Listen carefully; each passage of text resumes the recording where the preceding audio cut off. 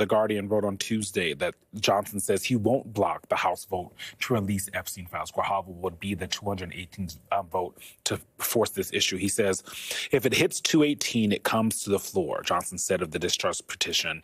The discharge petition led by Thomas Massie and Ro Khanna will reach that threshold once she is sworn in. Yes. I know what Democrats have said, like this is one of the reasons why he won't swear her in. Right. But if he's saying, I don't, like when it hits the floor where it is we're going to discharge it, is that still, or do you still think there's something behind it that's connected to Epstein? Well, at that point, I think to be disconnecting the two.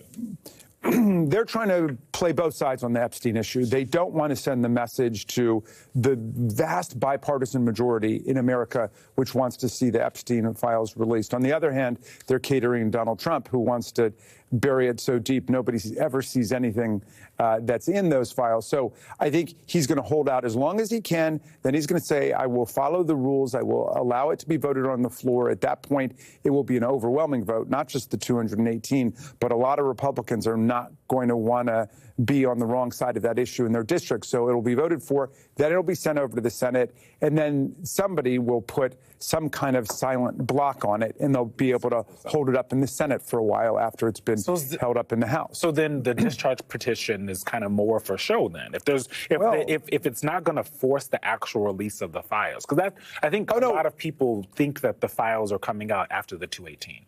Well, no, that's just getting the legislation out of the House. It's got to go to the Senate. We believe at that point, the public sentiment will be so overwhelmingly in favor that it will be very tough for those Senate Republicans to be the ones, standing in the way, trying to hold the flood back. But what is tougher is Trump singling out one of them on Truth Social, who is up for a contentious competitive reelection. Yeah, and I think that's the quandary that we'll be in. We'll see whether he can hold up. But at least at that point, it will be very clear to the country that the only reason that we're not seeing all of this information about an international billion-dollar child sex trafficking ring is because of Donald Trump and whatever Republicans are holding his hand and preventing the revelations from coming out.